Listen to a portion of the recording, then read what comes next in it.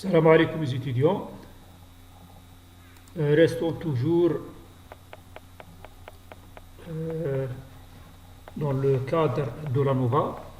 Maintenant, on va utiliser directement une application, bien une formulation sur Excel pour déterminer l'analyse des données. Donc, je copie mon tableau et puis je viens ici, donc j'étais dans haut, je viens vers Data et Data Analysis. Data Analysis. Je regarde ici ANOVA Single Factor, ANOVA Single Factor, et puis Input Range, je vais sélectionner toutes les valeurs, et puis dans notre cas, ce ne sont pas les colonnes, mais ce sont les lignes. Donc je travaille avec les lignes. Le niveau de confiance de signification prix, c'est 0,05. 0,05. Dans une nouvelle... ok. Voilà. Donc ça, c'était un résumé des données. Ce qui nous intéresse, c'est ce tableau.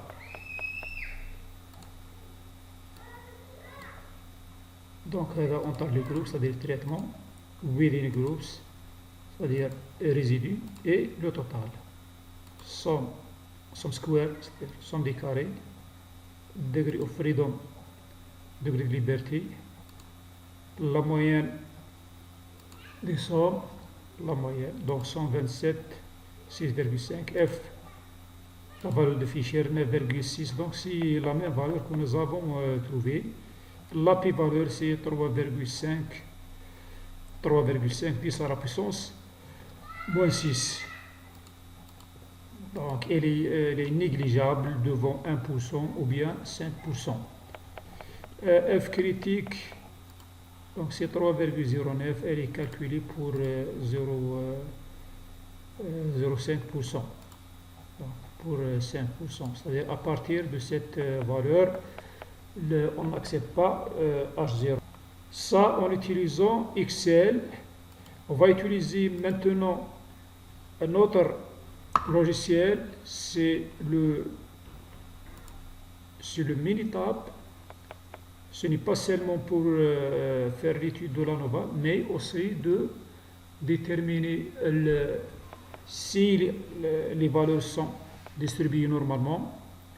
On va montrer aussi que les variances des échantillons sont égales ou non.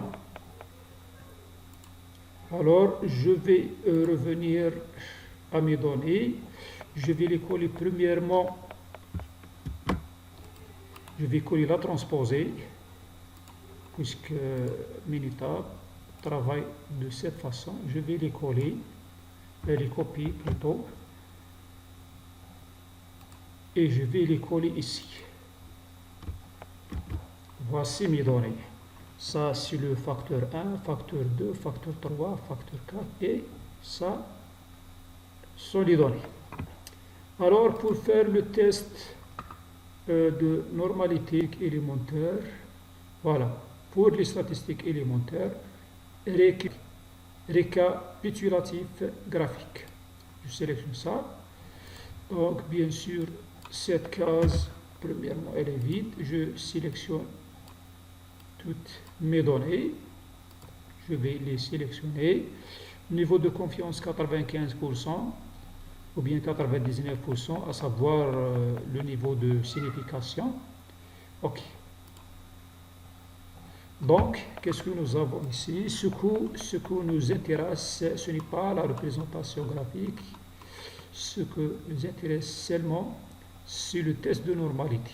Test de normalité d'Anderson-Darling. La valeur de P, elle est 0,4. Donc, elle est à peu près, c'est-à-dire 49%. Donc, elle est très très supérieure à 5% ou bien à 1%.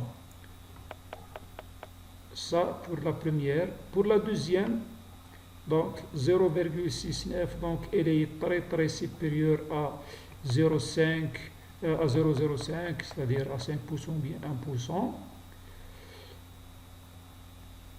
Et pour le troisième, la même chose, 0,5 est très supérieur à 5% et 1%. Et pour la dernière, 0,85, elle est très supérieure. Donc, on peut conclure que les échantillons sont normalement distribués. Ça, c'est une première méthode.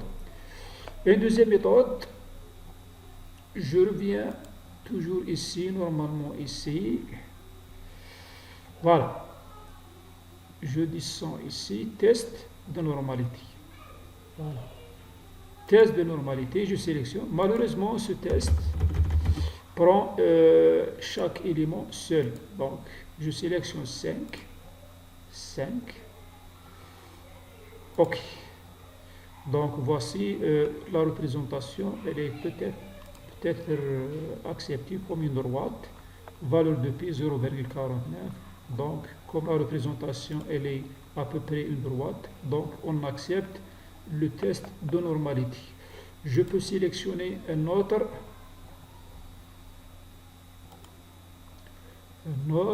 par exemple le 10. OK. La même chose. Elle est linéaire et la valeur de pi 0,68.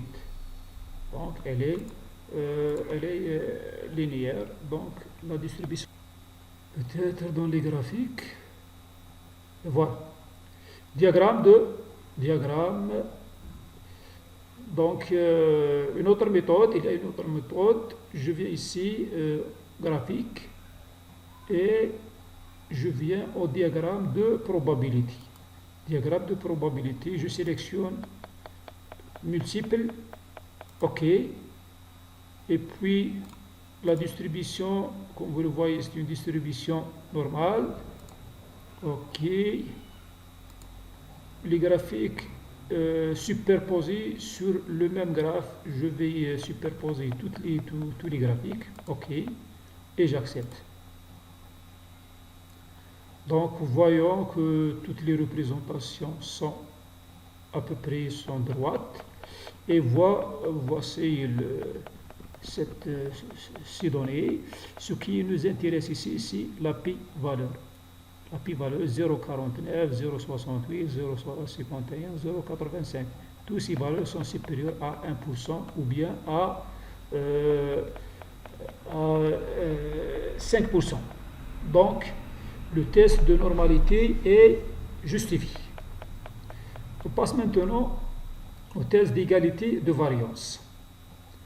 Je viens ici au stade ANOVA et test d'égalité des variances. Donc, premièrement, je vais sélectionner tous les facteurs.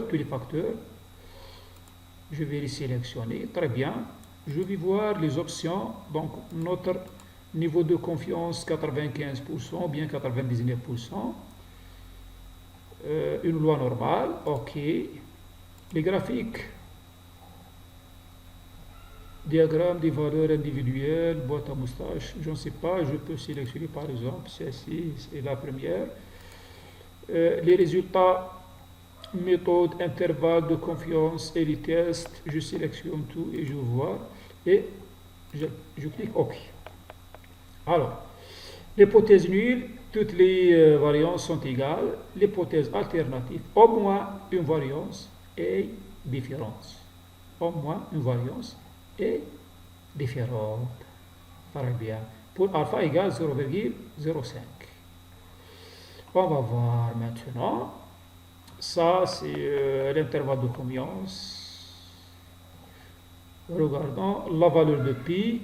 La valeur de pi 0,76. Elle est très supérieure à 5%. Et puis, si nous regardons ces représentations graphiques, on voit qu'il y a un chevauchement entre ces intervalles. Il y a un chevauchement entre ces intervalles. Donc, Donc on dit que d'après la valeur pi, 0,76, elle est très supérieure à 5%, donc on accepte, ou bien on dit que les variances sont égales.